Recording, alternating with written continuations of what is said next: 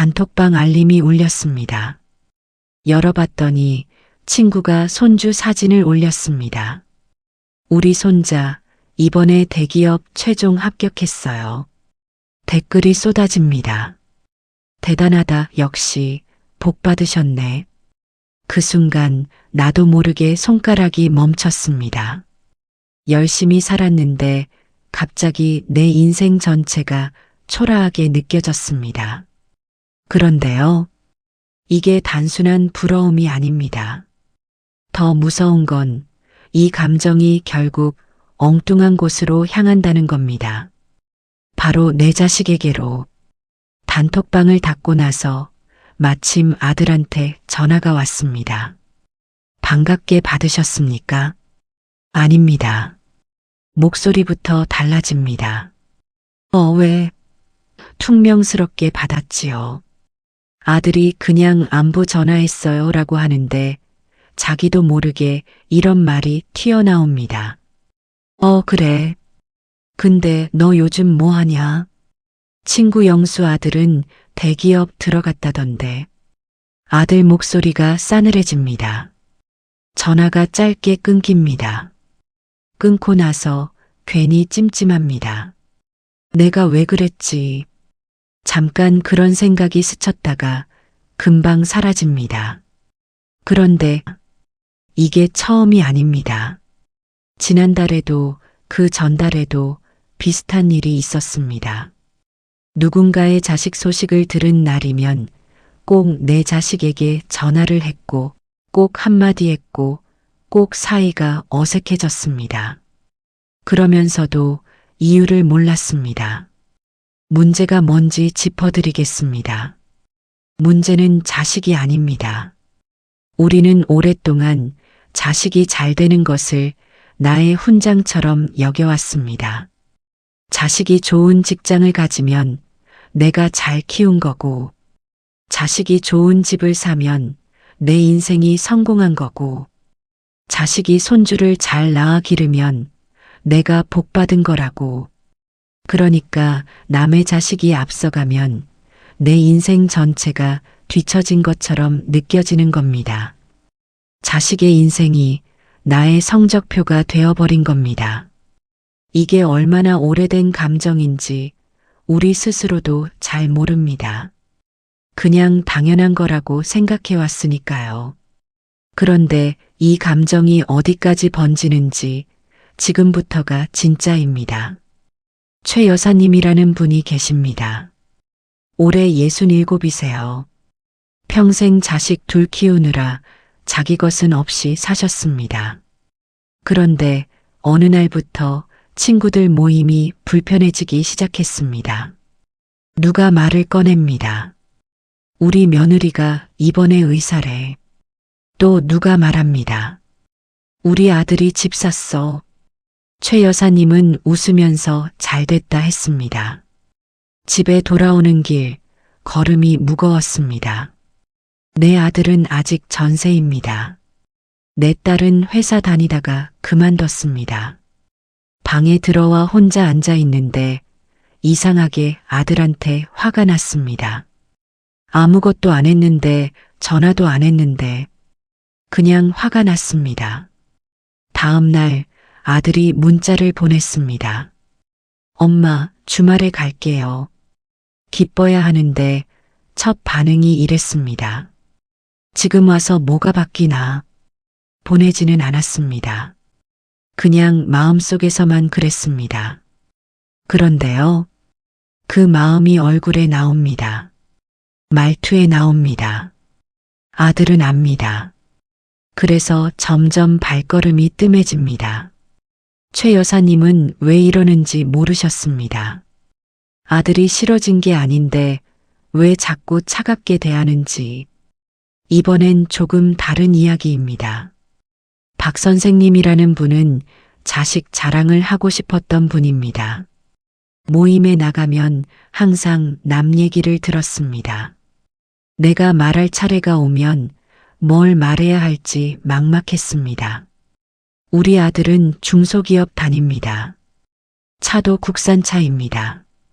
아파트도 외곽입니다. 딱히 나쁜 삶이 아닌데 남들 기준에 대면 왠지 꺼내기가 민망했습니다. 그래서 박 선생님은 점점 모임에 안 나가기 시작했습니다. 연락이 뜸해졌습니다. 집에 있는 시간이 길어졌습니다. 그러다 어느 날 아들이 와서 물었습니다. 아버지, 요즘 왜 그렇게 집에만 계세요? 박 선생님은 그냥 나이 드니까라고 하셨습니다. 아들은 아버지 눈을 한참 봤습니다. 그리고 아무 말도 못했습니다. 두 분 상황은 달라 보입니다. 한 분은 남의 자식 소식에 내 자식에게 화를 냈고, 한 분은 내 자식이 부끄러워 세상을 피했습니다. 그런데 뿌리는 하나입니다. 두 이야기는 결국 같은 감옥에서 나온 겁니다. 자식의 인생을 내 인생의 성적표로 삼는 것. 그러니까 남의 자식이 잘 되면 내가 낙제한 것 같고, 내 자식이 평범하면 내 인생 전체가 평범해진 것 같은 겁니다. 쇼펜하우어는 말했습니다. 타인의 의견 속에서 자신의 가치를 찾는 사람은 평생 타인의 포로로 살게 된다. 그는 이걸 비교의 감옥이라 불렀습니다. 그 감옥의 열쇠는 내가 쥐고 있는데 내가 직접 문을 잠그고 있다는 겁니다. 그렇다면 어떻게 해야 합니까? 어떻게 하면 이 감옥에서 나올 수 있습니까? 지금 이게 궁금하시다면 잘 오셨습니다. 심리학에서는 이런 상태를 대리자아라고 부릅니다. 내 자아가 아니라 자식의 성취를 통해 나를 확인하는 상태. 이게 생기는 이유가 있습니다.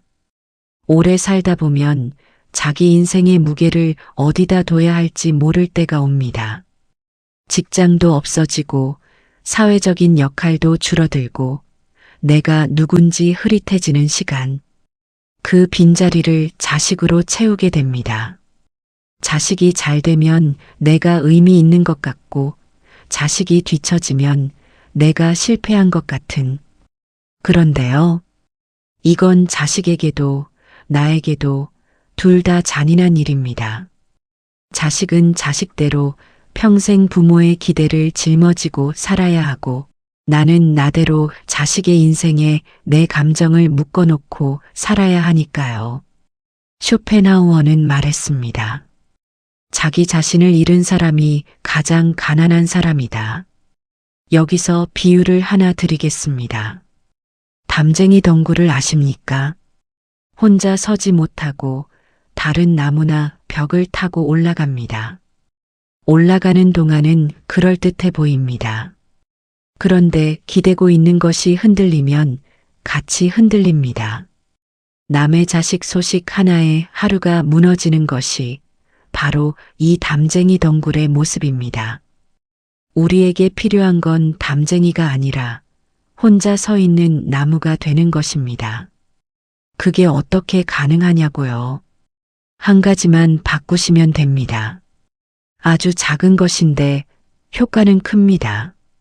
오늘부터 남의 자식 이야기를 들었을 때 속으로 이렇게 말해 보십시오. 저 집 이야기는 저 집 이야기다. 그리고 내 자식 생각이 나면 비교 말고 그냥 그 얼굴을 떠올려 보십시오. 잘났는지 못났는지 말고 그냥 그 얼굴. 최 여사님처럼 아들이 온다는 문자를 받았을 때 지금 와서 뭐가 바뀌나가 아니라 그래 잘 와 한마디. 그것만으로도 달라집니다. 박 선생님처럼 모임에서 자식 이야기를 꺼내기 민망하다면 자식 말고 내 이야기를 꺼내 보십시오. 요즘 내가 뭘 하는지, 뭐가 좋은지. 내 이야기가 있는 사람이 결국 가장 단단한 사람입니다. 삶의 후반부가 빛나는 사람과 그렇지 않은 사람의 차이는 자식을 얼마나 잘 키웠느냐가 아닙니다. 자식의 인생에서 내 인생을 분리해낼 수 있느냐입니다. 그 분리가 냉정함이 아닙니다. 오히려 진짜 사랑의 시작입니다. 쇼펜하우어는 말했습니다. 남과 비교하는 것을 멈춘 날, 비로소 자기 삶이 시작된다. 오늘 드리고 싶은 말씀은 하나입니다. 남의 자식은 뉴스입니다. 재미있을 수도 있고 신기할 수도 있습니다. 그런데 내 삶과는 관계없는 뉴스입니다. 내 자식은 현실입니다. 완벽하지 않고 때로는 속상하지만 그래도 내 현실입니다.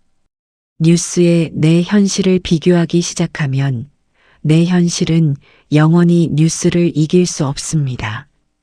뉴스는 항상 가공되고 편집되고 좋은 것만 나오니까요. 오늘 당장 하실 수 있는 행동이 하나 있습니다. 오늘 자식에게 전화 한 통 하십시오.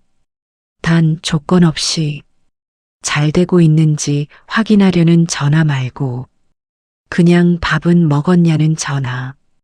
그 짧은 한마디가 오랫동안 벌어진 거리를 좁힙니다. 그리고 오늘 밤 자기 자신에게 이 질문을 한번 던져보십시오. 나는 지금 내 인생을 살고 있는가 아니면 자식의 인생을 채점하며 살고 있는가? 이 질문이 뜨끔하셨다면 바꿀 수 있습니다. 아직 늦지 않았습니다.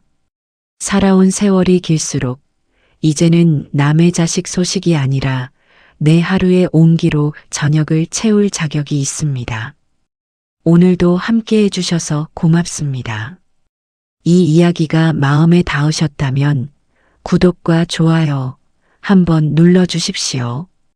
비슷한 고민을 가진 분께 이 영상을 전해주시는 것도 아주 큰 응원이 됩니다. 다시 찾아뵙겠습니다. 감사합니다.